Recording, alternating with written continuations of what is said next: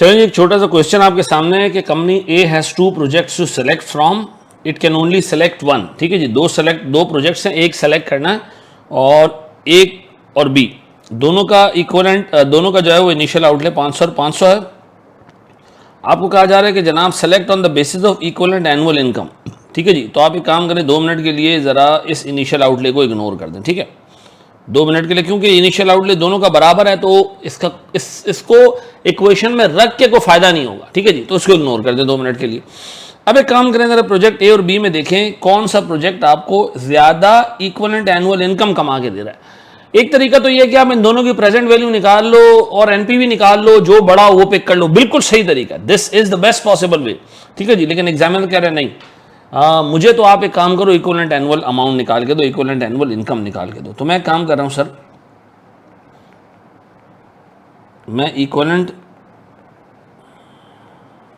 Annual income निकाल रहा हूं किसकी सर? प्रोजेक्ट ए की। ठीक है जी, प्रोजेक्ट ए की। प्रोजेक्ट ए की इक्वलेंट एनुअल इनकम निकालने के लिए मैं करूंगा ये कि सर मैं कैश फ्लोज ड्राफ्ट करूंगा। 3 कैश फ्लोज हैं सर।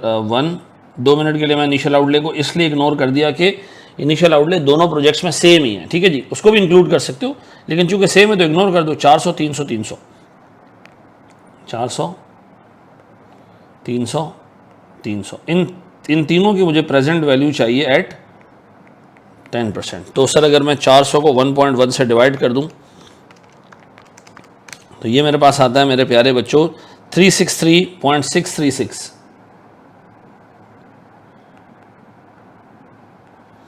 अच्छा सर, मेरे पास 300 divided by 1.1 raise to power 2, ये आता है मेरे पास 247.933। और सर मेरे पास लास्ट ये आता है मेरे बच्चों 225.394। अब एक काम करो सर, इन सारों को ऐड अप कर दो। ठीक है जी, और देखिए मेरे पास सर टोटल प्रेजेंट वैल्यू कितनी आ रही है, प्लस 247.934 प्लस 363.636, ये मेरे बच्चों मेरे पास आता है 836.9644, 836.9644। अब मैं निकाल रहा हूँ जी इसकी इक्वलेंट एनुअल इनकम। किस तरह निकलेगी जी? ये निकलेगी जी 836.9644 divided by 1 minus 1 plus 10% raise to power -3 divided by 10%। देखें जी सालाना कितनी इनकम बनती है इस हिसाब से, divided by 1 minus 1 plus 0.1 raise to power -3 divided by 0.1, ये आता है मेरे बच्चों मेरे पास 336.555, 336.55 एंड 5, ऐसा इतने रुपए की इक्वलेंट एनुअल इनकम आती है, इतने रुपए की इक्वलेंट एनुअल इनकम आती है। सर इसका मतलब ये है मेरे प्यारे बच्चों कि 400 रुपये, 300 रुपये और 300 रुपये ईयर 1, 2 और 3 में कमाना इज एज गुड एज 336 रुपये हर साल कमाना, यानी अगले 3 सालों तक। ऐसा तो इसका इक्वलेंट एनुअल इनकम कितनी निकली? 336.555। डन। अच्छा, अगर मैं प्रोजेक्ट बी को देखूं तो प्रोजेक्ट बी का हिसाब किताब कुछ इस तरह से, प्रोजेक्ट बी ईयर 1, ईयर 2 और ईयर 3 को जब देखेगी तो सर हमारे पास जो कैश फ्लोज हैं वो हैं मेरे प्यारे बच्चों 200, 600, 350, 200, 600 और 350। सर मैं इन सब की प्रेजेंट वैल्यू निकाल रहा हूं एट 10%। ठीक है जी, तो 200 डिवाइडेड बाय 1.1, दिस इज 1.818, ऐसा 600 divided by 1.1 raise to power 2, 495.8678, 495.8678। Sir 350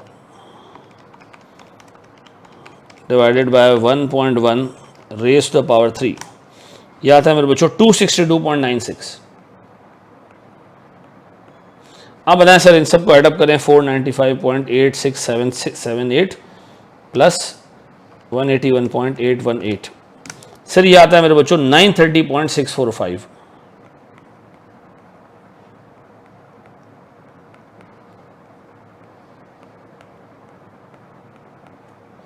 sir अब इससे हम निकालते हैं इक्विवेलेंट एनुअल इनकम, कितनी जी?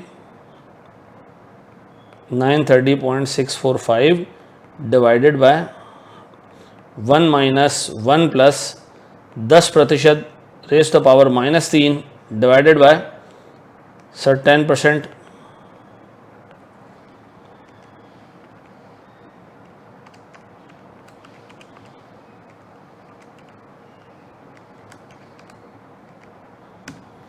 ये बनता है मेरे बच्चों 374.23।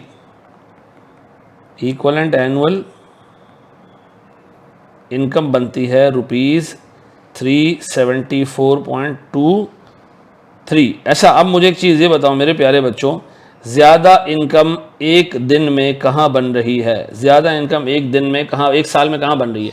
सर अगर मैं यहाँ देखूँ तो मुझे सालाना इनकम 500 रुपये के अगेंस्ट 336 मिल रही है, और यहाँ देखूँ तो मेरे पास सालाना इनकम 374 मिल रही है। ऐसा सर, ये काम तो हम एनपीवी एनालिसिस से भी कर सकते हैं ना? बिल्कुल कर सकते हैं, लेकिन आगे सर जब हम मजीद इसको लेके चलेंगे ना, तो इक्विवेलेंट एनुअल इनकम वहाँ पर, इक्विवेलेंट एनुअल कॉस्ट वहाँ पर यूज़ हो रहा होगा जहाँ एनपीवी के रिजल्ट गलत आते हैं, सही नहीं आते हैं।